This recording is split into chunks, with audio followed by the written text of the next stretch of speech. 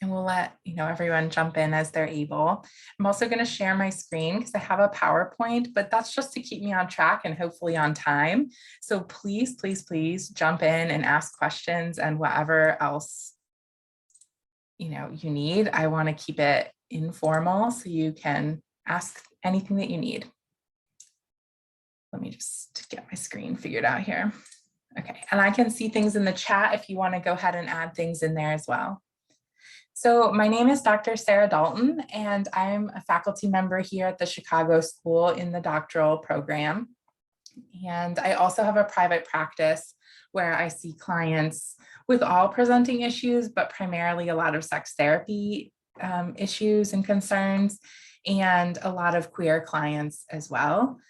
But this presentation is going to focus on technology, so technological innovations in relationship and sex therapy for individuals who have developmental and intellectual disabilities.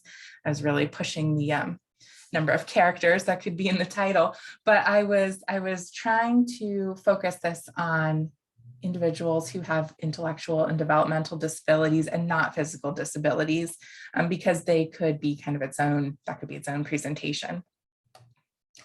So as I said, feel free to jump in, ask anything that you need as we go through here. Why is it not letting me go? There we go. One of our alumni, Jamie Raditz, helped me set up this PowerPoint, so I want to give her credit for that. And we're going to talk about disabilities. We're going to talk about the need for sex education and sex therapy, specific interventions for relationship and sex therapy for all people, and talk a little bit about the barriers to proper sex education and sex therapy and the outcomes that we're aiming for. And then we'll conclude and have tons of time for questions. So I think it's very, very important to talk about ableism and privilege when we're talking about this discussion. So I just kind of want to center us on these thoughts. Ableism is the idea that there's discrimination in favor of able-bodied people, and our world is set up in that way. There's not a lot of accessibility for any sort of disability. And then when it comes to intellectual and developmental disabilities, less and less and less accessibility for people to even have information. And then when you add in actual sex therapy, I mean, just such a small amount of clinicians are actually prepared and educated to work with these individuals. So think about ableism as a major problem in our society and our profession. There's also a lot of privilege around being able to have safe discussions about sex. I come from a place where I'm able to discuss sex in a safe, accessible, open, and available sort of setting. That's not the case for many people. And as we're going to talk about, really not the case for a lot of people who have disabilities. And then I also, as always, there are cultural considerations where many cultures would not want to talk about sex regardless of disability. It's just something that maybe they don't talk about at all, or it's talked about secretly. It's made worse when we add in disabilities. So just think about these different layers of stress that can be added on to these clients that we're going to be talking about.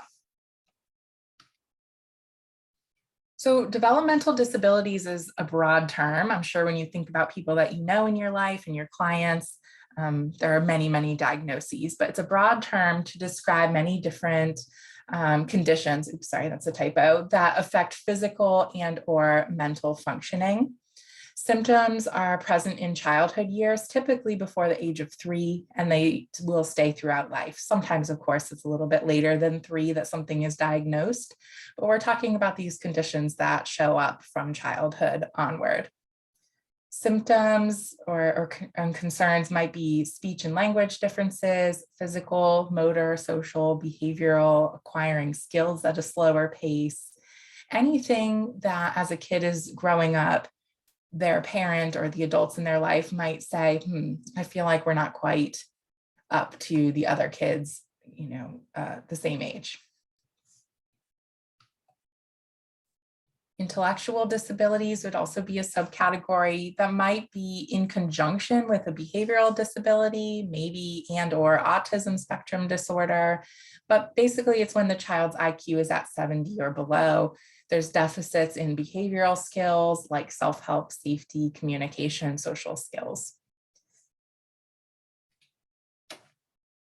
I think we could go on and on and on about the certain diagnoses that we might be talking about. And I kept it very, very simple on those slides because we could go on forever about different diagnoses that exist.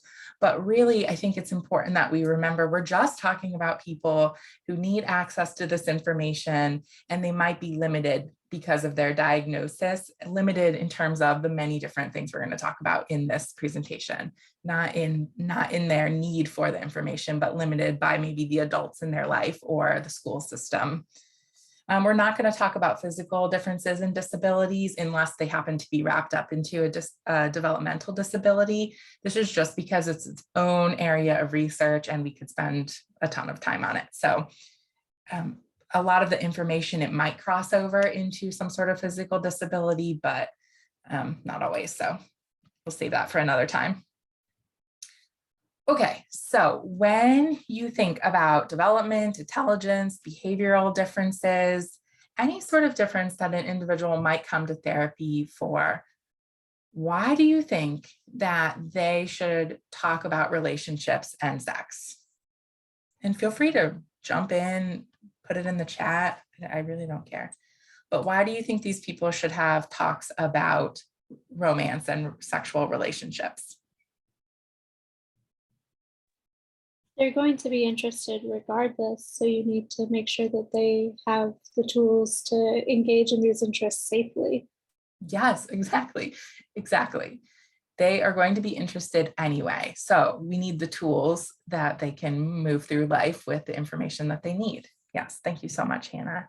Anyone else have anything to add why this is important? They might have grown up in an environment where a lot of things were kept from them. So talking about relationships and sex and consent may not have been one of those things to even cross anyone's mind, but it's still something they need to know about. Yes. Oh, our students, you guys are giving me chills. I love it. Yes, that's exactly it. They might not have had that information. We want to just make sure that we prevent having unplanned pregnancies too. You know, then talk about contraceptions and that's necessary because I mean they have urges just like everybody else. They just want to make sure that they understand that there could be a potential pregnancy if they're not protected. So we need to talk about that to the clients. Yes, exactly. Thank you. That's exactly it. And Darlene also added in the chat, for individuals on the autism spectrum, there can be social problems that get in the way of healthy social development. Yes, it's very complicated. When we think about relationships that we've been in and maybe the back and forth and the breakups and how do you come to some sort of compromise, all of that is very complicated. And so if it's just not talked about, how are these individuals supposed to go about their life in a healthy way? You all get it. You're right on track. There we go. So why is there a need? So I think you basically covered that in all of the ways. They just need the information. They need to know how to operate and be safe. A lot of what you guys said, you already really targeted this, but there are societal expectations and there's a lot of biases and misconceptions and imposed limitations that people put on individuals who have some sort of disability. For some reason, there's often this view that a disability equals childlike. So maybe someone on the autism spectrum, let's say that they will forever be a child and they will not have any sort of sexual urges, though I would also say that children do have sexual urges. We're going to talk about that, but that disability equals childlike and we don't have to talk about this. There's a lot of parental and professional lack of awareness, I would say. Having some sort of diagnosis does not interfere with sexual attraction. That's just going to exist no matter what. And then there's also this need for just like basic information, like hygiene, like safe sex, what is appropriate, what is expected. We have to have these very, very basic talks. If we relate it back to the code of ethics, which we always do, there's a developmental and cultural sensitivity piece that we need to focus on. Of course, we advocate for our clients regardless. We respect their confidentiality. So if you all think about clients that maybe you've worked with, or you can just imagine that if an individual has always been treated sort of childlike and they come to therapy and they're talking about sex, their parent then wants the therapist to fill them in. And that's often not appropriate because they have the right to their confidentiality.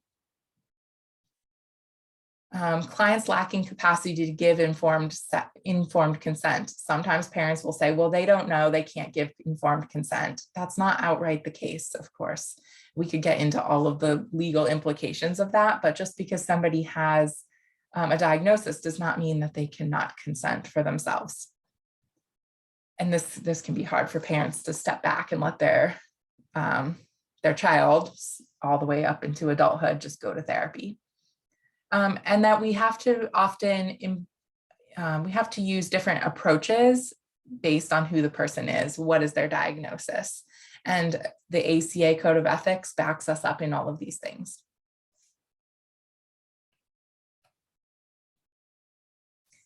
Just further need, there's a lot of lack of understanding and avoidance. So for example, maybe if I never discuss this with my child, it won't be an issue. All the time, I see parents who say, well, my kid is too young, they have no idea what that is. And then you ask the child and they definitely know what it is. So,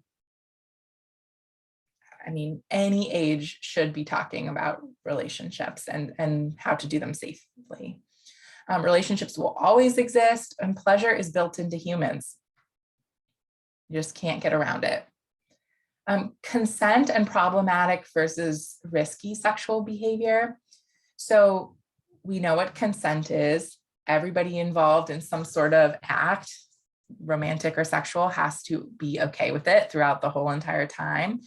But sometimes parents will say, well, my child or my adult child doesn't know what consent is. Well, then they need to learn. What problematic behaviors might arise? So let's think about any sort of diagnosis, developmental diagnosis. What problematic behaviors might somebody see that they come to talk to us about in therapy? Do you have any ideas? Being able to understand physical boundaries. Mm-hmm. Physical boundaries, yes.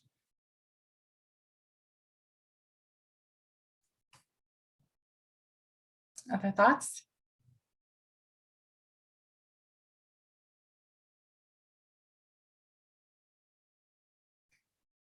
Physical boundaries. When am I allowed to touch someone? How do I interact with someone that I do like? Right? Even basics like what is a boyfriend or a girlfriend? I've had clients who will say, well, this person is my girlfriend. And I say, oh, that's great. Tell me about them. And they've never talked. They don't know anything about each other. So sometimes as therapists, we go off of what the client is telling us. So if I had gone down this whole path of, that's great, that's your girlfriend, and we kept talking about it, we would have missed some very basic information about how do you actually talk to this person that you might like, and that you can't call them your girlfriend until you maybe know them and everybody consents. Do you all have any other thoughts? It can be anything. And we see so many issues. Maybe understanding when to talk to their health providers about something serious like a UTI or like any STIs or anything like that. They may not understand that something's different in their body. Yes, that's a great example. So they might either keep it quiet, they might think, I've had clients who think they're pregnant when they just like use the same towel as someone, they thought that they were pregnant. So they needed some very basic medical advice. But if something's going on in their body, they might think, oh my gosh, this terrible thing has happened, and we could treat it, we could fix it. Mm-hmm.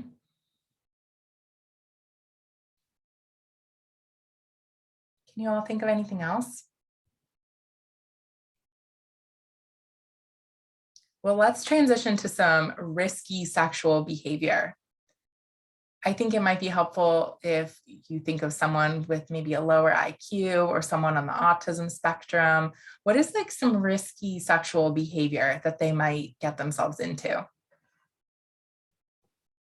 They might be having unprotected sex because they just don't know how to use contraceptives for, STI prevention or pregnancy prevention as well, just because Yes, they've never been given that knowledge.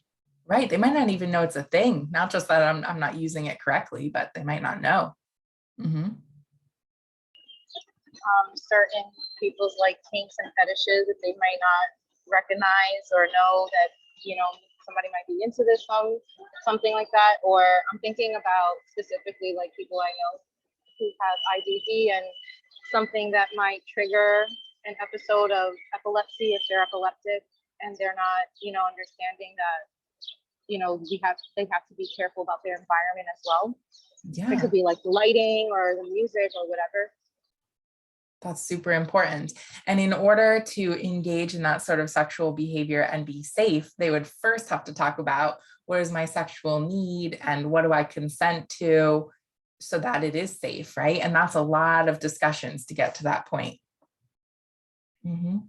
Risk of exploitation. Yes, super important. I mean, the amount of terrible things that can happen on any sort of social media or the internet or even like gaming devices is just so much. And to be able to properly explain that to people, like this is why we have to be careful, or you could be exploited in all of these different ways.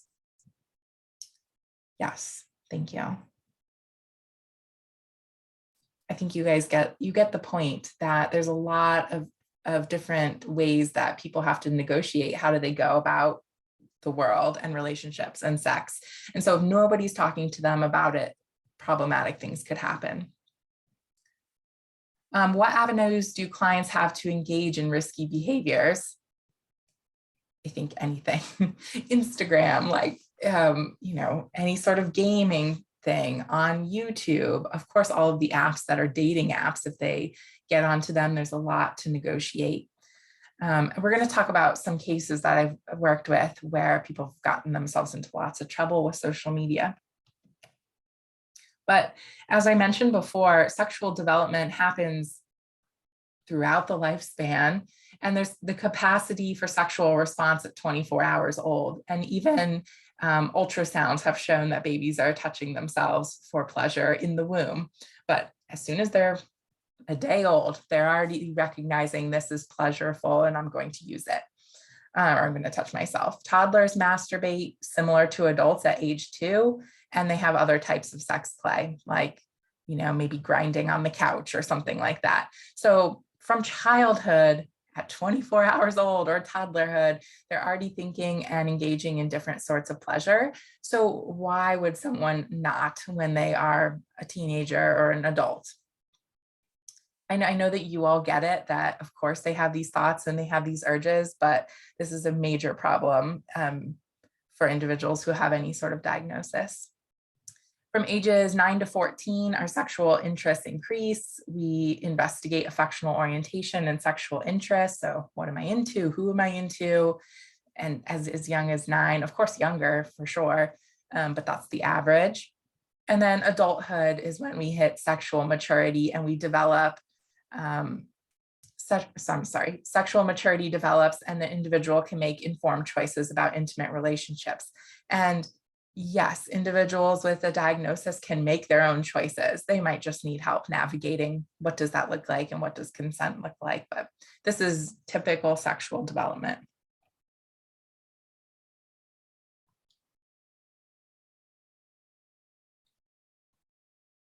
Sorry, I was just reading the chat. I don't know if any of you watched the show Love on the Spectrum, but oops, it went away.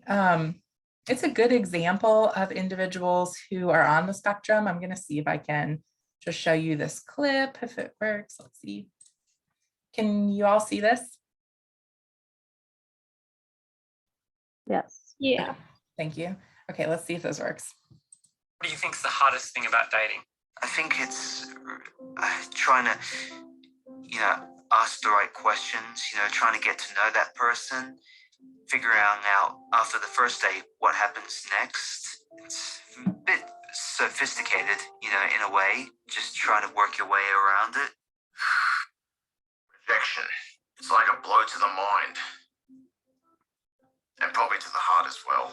I'm nervous that I'm going to put my interest and invest my time in someone that might end up in hurting me or not feeling the same way. Do you think sometimes it's harder for nice guys to find women? Yes, it is. One suspicion that I have is they're more interested in somebody who will cause a lot of unnecessary drama. It's hard to tell for me whether I like the girl or whether I love. I might get a little bit of anxiety. Do you believe in love at first sight? Yes, absolutely. Do you believe in love at first sight? No, I do not. I used to, but then I realized, I was like, why would you? I'm like, there are a lot of people, and there are a lot of people. There's someone out there for me, and it's not that one person that I see. I think there is definitely lust at first sight and intrigue at first sight, but I don't know if there is a thing such as love at first sight. Do you believe in love at first sight? I believe that there is a feeling that one can feel in love at first sight, but if love is as I think it is, and that is the idea of perpetual loyalty without condition, then you cannot make such a conclusion from an initial encounter with someone. It takes so much time to know if it is right to love them. So no. No. What are some of the do's and don'ts of dating? Pay full respect to a girl, make eye contact, make sure your body language is positive. Keep yourself relaxed, but maintain eye contact and don't look at other people. No kissing before the third date. To not just talk about yourself, always be a good listener. You must be polite, you must dress well, of course. Think before you say, really carefully, because you never know what that person's gone through, because you never know. Everyone's had a hard life. Even if there's something that you aren't really interested in, just go along with it and pretend you're interested. Something you should not do on a date is get distracted with your phone or social media. No sweatpants. I detest phones. Phones try to be understanding and don't cause any tension or fighting. I wouldn't be intimate with anybody until they've at least met my family and my family approves of them. The one important rule of dating: be yourself.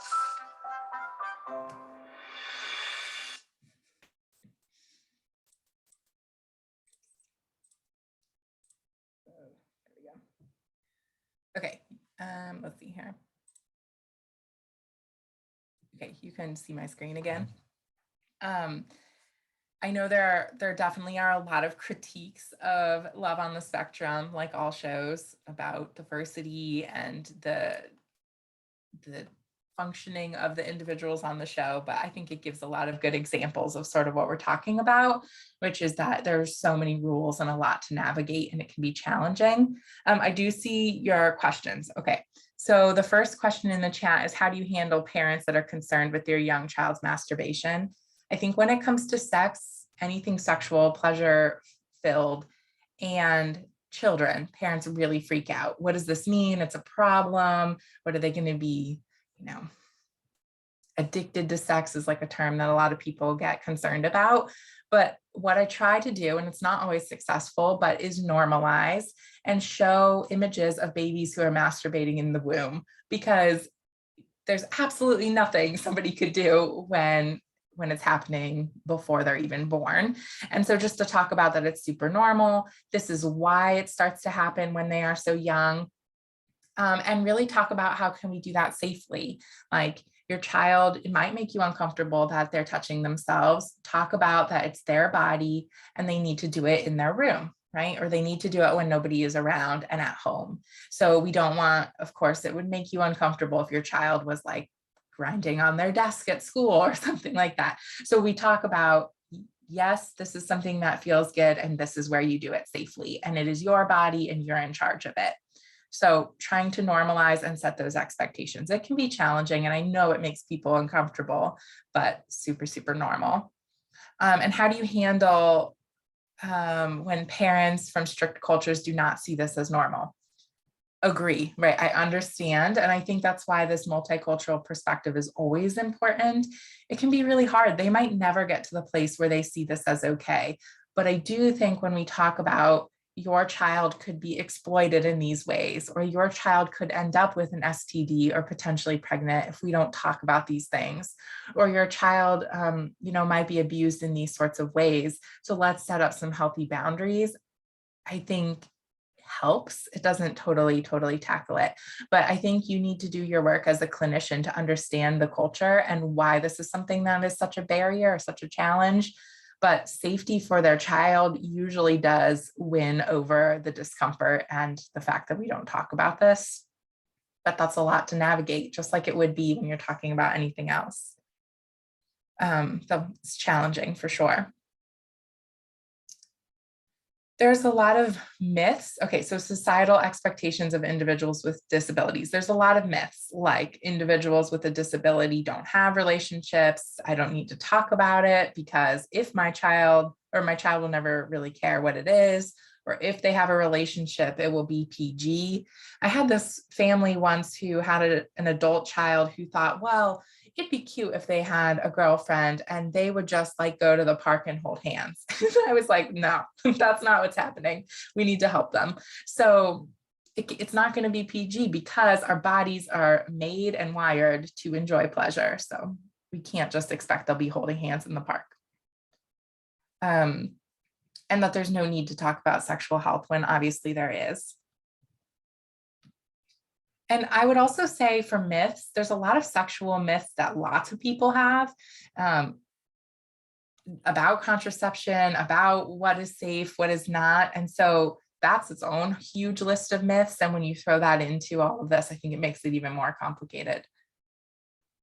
The universal rights that we need to always remember is that there's a universal right to understand sexual drives and behaviors and feelings and what do we do with them.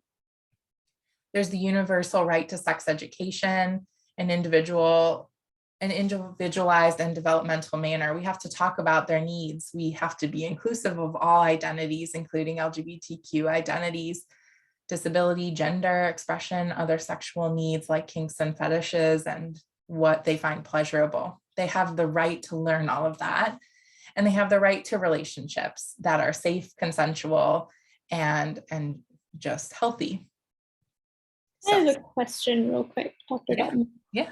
I've seen a lot of discussion in the parenting sphere on how to explain to your child at what point their brain is developmentally ready to like engage in sexual acts with another person and not just independently.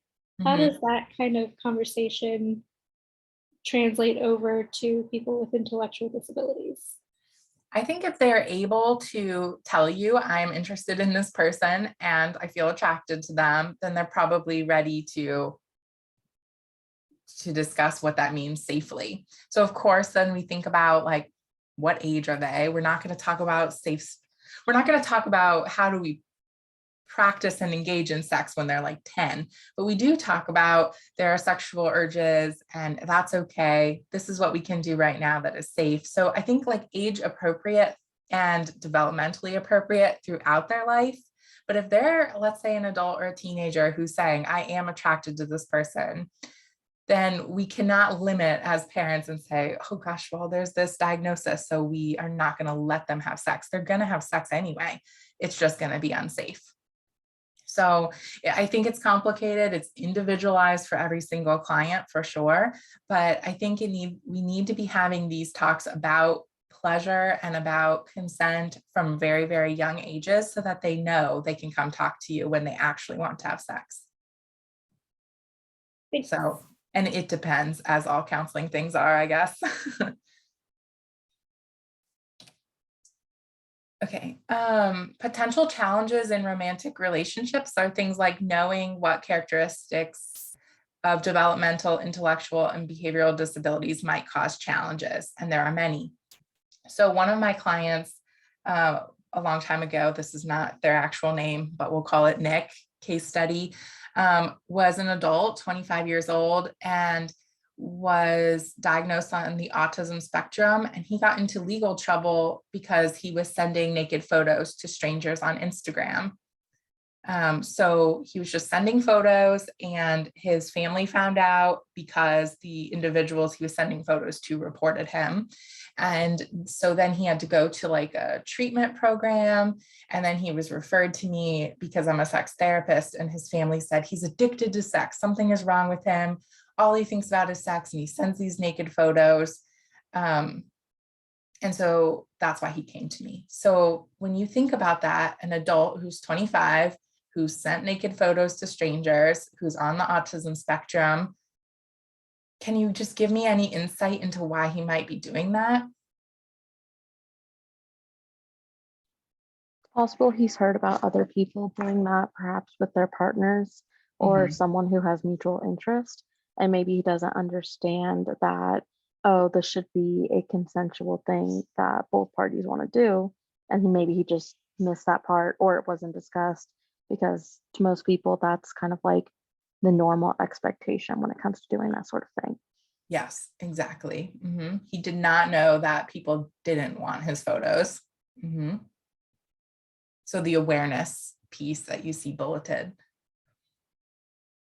Wouldn't that be something that, because I know for me, from my experience, and my best friend's son is in the spectrum, and she's had conversations because she's very open about sex, and she's had conversations to him about, consensual and sending pictures and what's right or wrong. So do you feel that that may be something that the parents haven't thought about for their kids because of their spectrum? Because I'm not sure, I yet haven't dealt or seen a parent that has a child on the spectrum that haven't spoken to them about that sexual stuff. Luckily, I have very open-minded friends, so. Yeah, I was gonna say, you have good people around you, because in Nick's case, their family had not said anything, and even has like cousins, a lot of male cousins also, who would kind of like help him out with things, and nobody had really ever said anything about this. And definitely not, does the other person consent to getting your photos? I see in the chat, connection, unaware of crossing boundaries, and difficulty reading social cues. Yes, because social cues are even harder when it comes to social media, right? And just sending random DMs, there's zero social cues. So yeah, that was a major problem. It could also be like seeing it on a show or a movie being done, or having, like you said, have male influencers, having other male influencers encourage him to do it without telling him he has to get consent.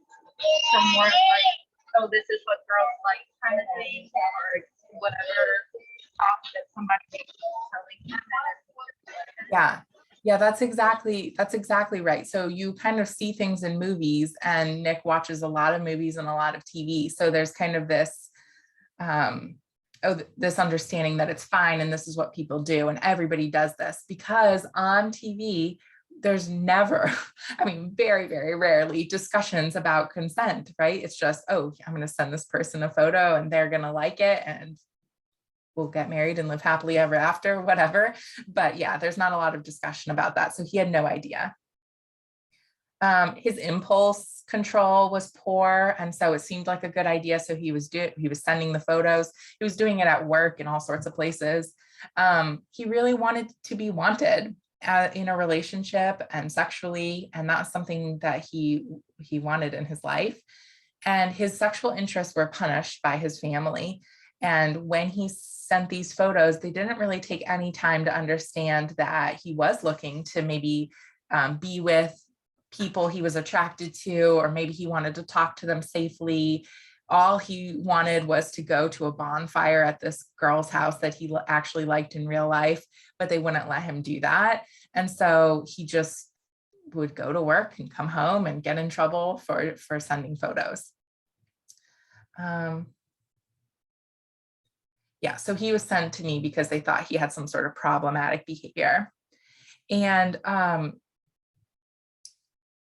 so in therapy, what do you think you would focus on as kind of a sex positive person who understands that he does have this sexual interest, but his family is a challenge? What do you think you all might focus on? Just jump in and let me know. Dr. Dalton, I do want to comment about the parents thing. One thing that I've experienced in my experience working in this population is that uh, there are times that in some families there are family Yes. trauma coming from the parents, and so th- they see their child as kind of like a perpetrator kind of thing, and so they displace all that anger, um, not allowing that normal sexual healthy development. Yes. um, that's the most challenging part in my opinion. Yes. Thanks, John. Yes, you're exactly right. I mean, that like these behaviors can be really triggering for a lot of different reasons. And so they just totally shut it down. Like we can't tackle this. Yeah, you're exactly right. Anyone else? I think it could be a place where he could safely explore and talk about what interests him, without having any judgment from his family or any like potentially misleading or not as detailed conversations with his cousins. So being able to talk with a professional in a safe space could help him understand things a little bit more. Yes. Honestly, if his family had advocated for him, I'm not sure he would have even gotten into legal trouble. If they had maybe said, this is where he's coming from, we didn't really educate him on all of this, and we're going to support him and get him the help that he needs, he might not have gotten in trouble to begin with. But yes, talking more in depth with the family members would be really helpful. Any other thoughts you guys have? I will say, after working with him, I mean, the sexual interest is a very, very low priority of our therapy. Like he wants consistency. He wants a clean home because his home's a little disorganized. He wants to talk about, how do I get a girlfriend? But really, if he could go to this girl he likes, has an annual bonfire. We've been talking about it for months. If he could just go to the bonfire and hang out with kids, individuals his age, I think he'd be as happy as can be. He doesn't necessarily need anything sexual. I think that was just sort of an outlet for, I really need people my age. And so of course, we do talk about safe sex. What might it look like to have a girlfriend? How might you get a girlfriend? Consent, all of the things, but really he just wants to go hang out with someone that's his age. So it's kind of sad, actually. And he certainly does not have any sort of problematic behaviors, other than he did send those photos, but I wouldn't say it was anything long term.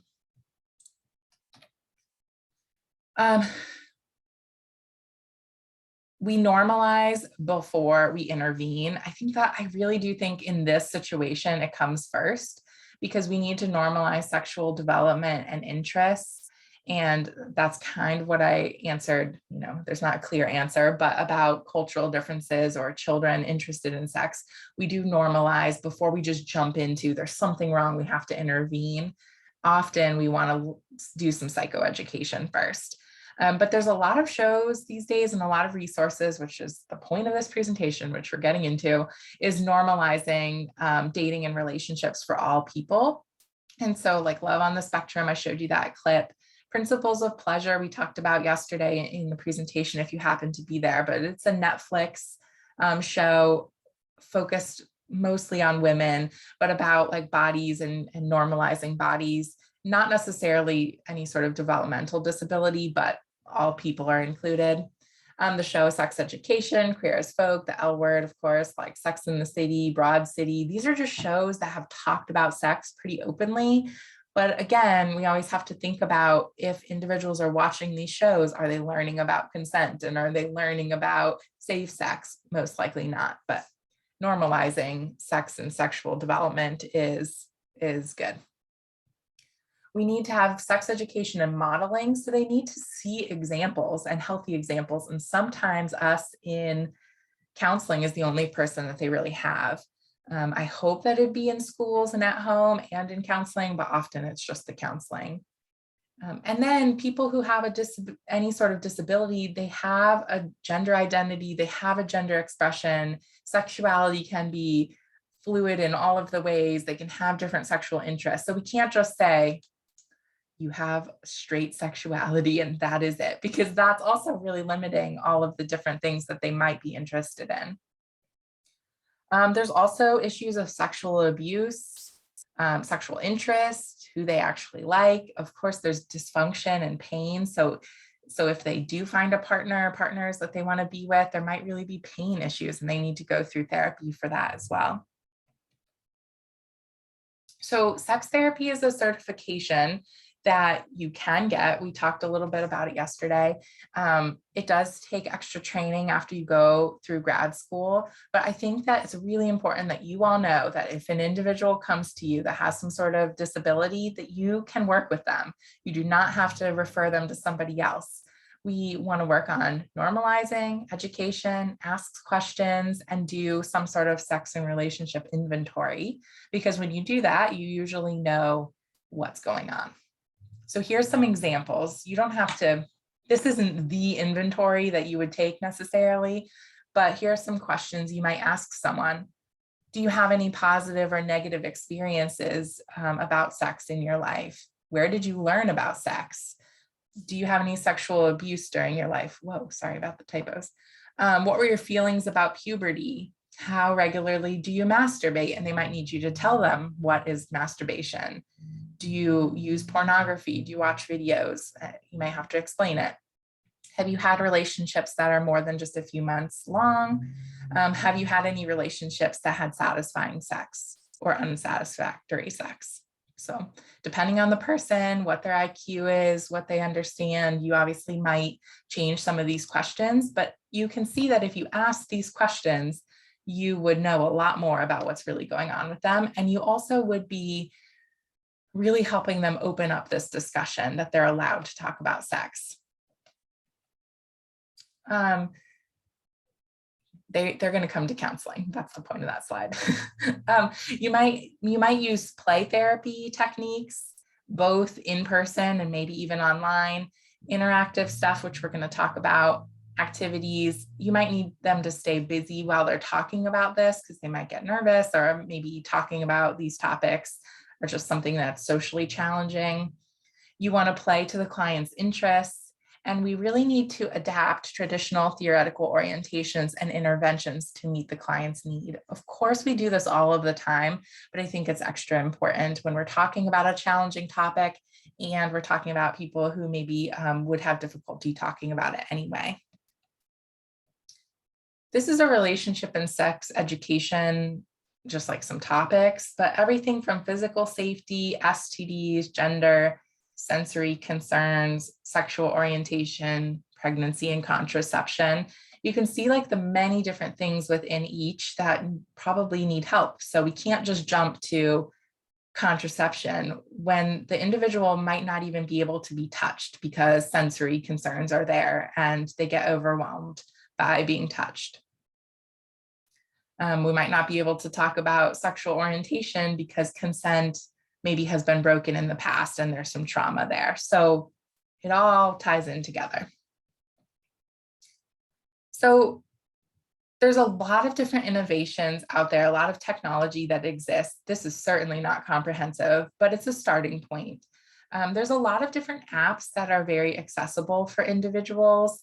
Like there's an app called Comma that you can use for any of your clients, not just those with disabilities, that coaches it coaches the users how to masturbate if that's something that they're interested in. It focuses on self-love. There's like different activities that they can do just to love themselves. So lots of different apps that exist. There are websites that have a lot of sexual education resources. So the SECCA organization has a really good website. I'm going to show you a slide in a second. Sex Positive Families, I talked about yesterday. That is a website that is really helpful for parents who are trying to work with their kids about sex. There's everything from consent to body development, puberty, obviously sex, and there's so many resources. I think that's one of the best ones out there. It has age appropriate breakdowns. And also when we talk about age and disability, it might be the age that the client is operating at. So that can kind of help you tailor what information you're bringing out for them. And there are a lot of books, like little kid books that they're made for little kids that you might end up using for your clients. And then there's workbooks and things. So there's lots of different resources there. And John, I see your message. We're going to have to ask Colleen because they asked me yesterday too, if we can share these. And then amaze.org is a website that has everything from puberty, healthy relationships, STDs, personal safety, pregnancy, reproduction, gender identity, so much stuff. Real Talk is an app, and that is kind of a social media app, which can be hard to navigate, as we've talked about, but it has a lot of stories and connection and community for teens or those who operate as teens. And I really like that because I think it normalizes a lot of people's nerves about their body or like what they're experiencing. And there's just a lot of stories back and forth, but could be a problem if someone has challenges with that. Our Confidant is an app, and it's telehealth for sex-related issues. So you can talk to someone about sex issues, which of course, hopefully your client can come talk to you about it, but it's a resource that exists. Ask Without Shame is very similar, but you can ask questions about sex, contraception, STDs, what's going on with me, those sorts of things. Men's Sexual Health focuses on male everything, body development, sex, challenges with sex. Unpacking Disability is a website that's really, really wonderful. I'm going to show you a video from it.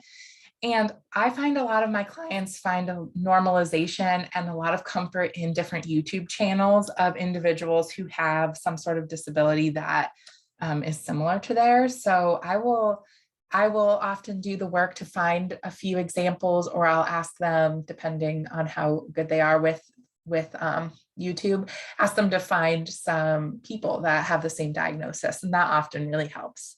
Social media has its pros, has its cons, but sometimes people really find that to be helpful.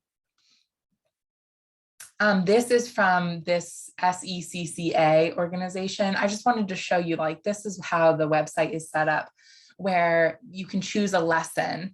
And so maybe puberty is what you want to look at. And then there's all these different kinds of questions that go along with it. So this lesson was emotions. What is an appropriate way to respond if a friend is upset? When is a good time to tell someone how you're feeling? So it's a website really, really helps with education. And of course, it's not traditional, maybe counseling, but our clients might really need this sort of psychoeducation. And these are great activities that can kind of support your session with them. So any of these things you can open up on your computer or print it out if you're in person or whatever, and work together to really help your clients. This is just a quick video I wanted to show. Oops. Let's see if it works. Quick video. Sex ed for people with IDD. Thanks for watching. Thanks everyone for watching our video. Disability does not take away your sexuality. It's yours. People with disabilities are sexual beings. That means that we all have different sexual orientations or expressions. Our desires are as varied as our bodies and minds, and is awesome. Sex can be pleasurable, and sexuality is a natural way of human life. Masturbation is a great way to learn about your body and its pleasurability. It's natural and it's healthy. You have the right to be in a healthy relationship. And you and your partner or partners have the right to end that relationship. No one has the right to harm you. And if they do, tell someone you trust. You can protect yourself from STD and protect yourself from unwanted pregnancy with condom, contraceptive, and knowledge. Pregnancy can happen at any time of the month, any position. And it can even happen in your first try. Most importantly, enjoy yourself. Pleasure is one of the best ways to enjoy life and enjoy time with someone. Thank you so much for watching. And remember that safe, consensual, and healthy sex is good sex. So Unpacking Disability with Mariah Nichols, that's a really great website. It has a lot of different videos like this that you might want to use with your clients. There also are a lot of different apps and playlists that they might want to use for mindfulness, relaxation, for focus. There are apps that link to different sex toys and devices. So for example, it's maybe more a physical disability thing, which I said we're not going to talk about, but there are different sex toys that will link to songs on somebody's phone, and they'll change like rhythm and intensity based on the music. So if somebody has a hard time with dexterity in their hands, they don't necessarily have to fool around with the toys. And there's a lot of different toys and devices that individuals who have any sort of disability might be interested in using. There are apps to quiz partners about their relationship. So let's say you are working with an individual who just started dating someone. They can use some of these apps to ask each other, what might you be interested in when we have sex? And they could give the answer to the other person. So it might help with some of these challenges with communication. Of course, there's always different videos or maybe pornography or maybe their favorite scene in a video that we would use to help talk about, okay, this is what the video shows. And so what is safe about that? Or what might we need to do differently? We might need to bring those into a session. Video, chatting, texting, social media, again, we might help guide that so that it is used properly. There's also virtual reality play for partnership and attraction and a sexual outlet that some people use because they don't actually want to be with any in-person partner. So as all of these things, it can be tricky, but we might need to help them figure out how can you have this virtual partnership that works for you. And we always remember consent.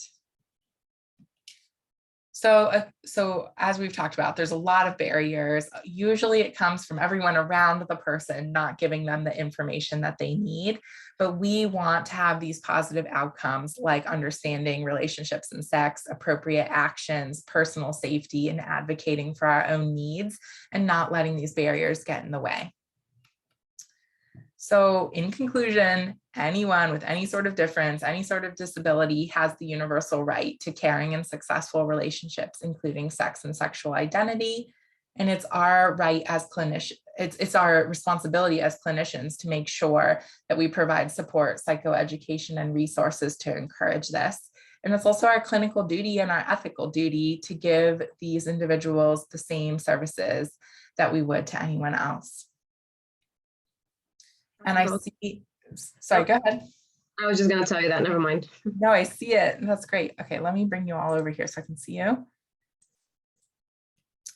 I'm going to stop sharing so you don't have to look at my screen. Okay, cool. So the question is, how do you address working with clients that do not understand where it is appropriate to touch themselves and they're doing it in public? So I think we talk about in whatever is the age appropriate and most understandable way, like you could get in trouble if you do this. And this is why people don't like to see it in public, right? It's personal, it's your body needs to have privacy. Like we try to talk through, we try to talk about pleasure at home, but then we also have to talk about other people aren't okay with that and that there are laws and regulations around it as well. Sometimes getting in trouble motivates people. They don't want to do that. But we need to talk honestly about you cannot touch yourself in public because you will get in trouble. So we can't shield all of that either. So while I very much focus on pleasure and not any sort of consequence, there are appropriate places to do it. So we have to kind of balance those two things. What other questions do you all have for me? Question. I don't know how to phrase it. So how do you, I guess, help a client that maybe is an older adult that's been taken care of their entire life and been told certain things about sex? How do you help them kind of get out of the, I don't want to say get out of the mindset. I'm trying to be a specific person that kind of just reiterate the information that they're given. And so that if you talk about sex, they're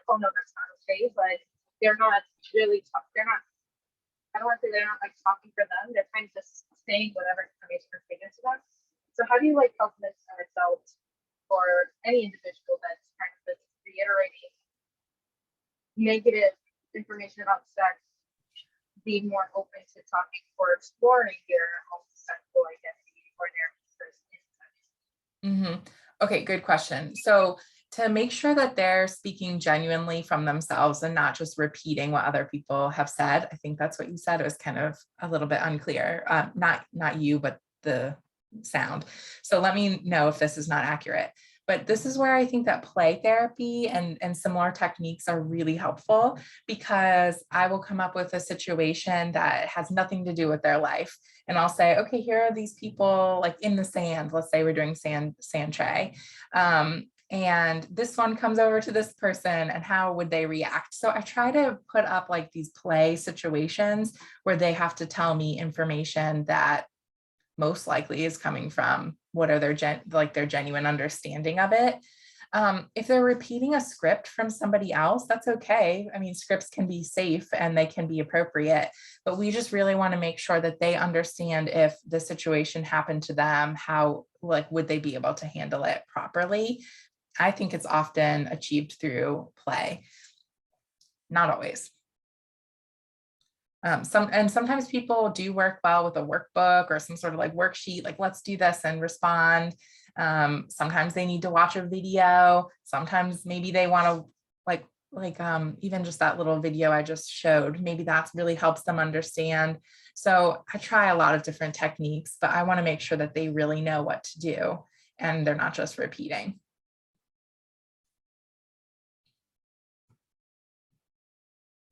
We might have time for one more question if you have one. Oh, I see in the chat, you tell your kids to do it masturbate in their room, explore your body. But if it's in public around other people, it's just something you cannot do. Yeah, you have to be honest. And remember that these clients understand, they don't want to be in trouble, and they understand those sorts of expectations. So it's okay to speak clearly, and we're not trying to shield everything. That's the whole myth around a lot of individuals who have disabilities, is that they won't understand. And we have to assume that we can teach them this information that they need. Yeah. I'm glad you have these discussions with your kids. It's really good. Thanks. Yeah, we try to incorporate consent too, like, because, they're at the age where they want to beat the hell out of each other, to be honest, sometimes. Yes. So when they're getting in each other's faces, I always try to reinforce, like, did you ask her if you can touch her face? Did you ask him if you can touch her arm? And then we go into like that. That's not just permission, that's consent. Like, just try to get the words into their minds, what it means and how to ask. That's exactly right. I have a 3-year-old and he likes to hug everyone. And I'll say, did you ask to give them a hug? Yes. And they said no. And I say, great, then go find something else to do. Right? Exactly. Like, move it along. So we need to have those discussions, but with our kids, of course, but often our clients are coming to us and their families are so scared of these topics that we might be the only person that has ever brought that up to them. So don't be afraid to give examples through play or through role playing where they can learn that. You guys were awesome. This was so great. I think we're out of time, but I'll put it in the chat, my email address. If you all have any questions or anything I can do, you can let me know. Just sdalton@thechicagoschool.edu. So just let me know if you need anything. Thank you, Dr. Dalton. Yeah. Thank you, Dr. Thank you Dalton. so much. Bye, everyone. Enjoy the rest of the day.